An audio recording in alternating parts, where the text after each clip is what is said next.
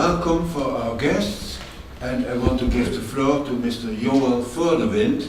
He will speak also on behalf of Mr. Kees van der Staaij. Please, you have the floor.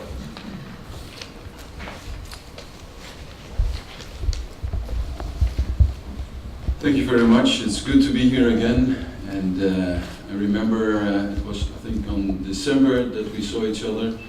It was a rainy day, and it was symbolized by the pain and the suffering you already have to endure 51 years. Dear friend, thank you for the opportunity to speak at your conference again, which is held to commemorate that it's 50 years ago that new Guinea Council was installed. As I said, last December I had the opportunity to speak to you, and I made a reference there out of the Bible that was spoken to read, "Your people are my people, and your God is my God." And people have been striving for respect for human rights, for the right not to be arrested when raising the flag, for the right not to be shot when demonstrating, for the right to wear your indigenous clothing. There's a good reason that we, as members of the Dutch Parliament, are being called upon to take a stand on what is happening at the other side of the world. In the flyer I received on your theater piece, I read the following words. Papua was abandoned as a child by the Dutch father and had to grow up under terrible circumstances, under the rule of its Indonesian stepfather. It is true that the Netherlands has a moral and historical obligation towards your people. In my contacts with the ambassador, I have repeatedly addressed the plea of West Papua.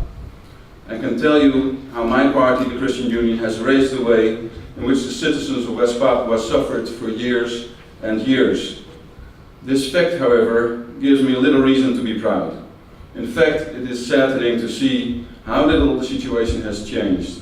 When I read back the answers given to the parliamentary questions some 10 years ago, they're almost exactly the same as those given by our current Minister of Foreign Affairs, Mr. Rosenthal, which my colleagues and I have pled both with our Ministry of Foreign Affairs as well as with the Indonesian ambassador to respect the rights and freedoms of the Papuans, as well as to be effective within the implementation of this law.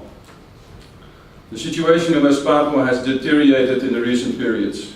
People have been killed, arrested, or otherwise violated in their human rights. It is for that reason that also the Dutch Parliament has taken a stand by adopting a motion not to sell Dutch tanks to Indonesia. Irrespective of the question whether or not Indonesia will actually use those tanks as an instrument to their own citizens, I would like to think that they don't.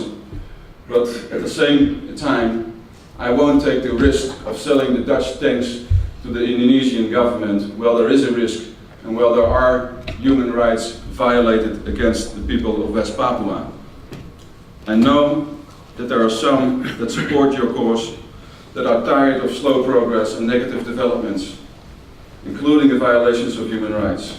I know some believe that political and diplomatic instruments has failed and that the time has come to take another road. My message to you is short and simple. Do not give up.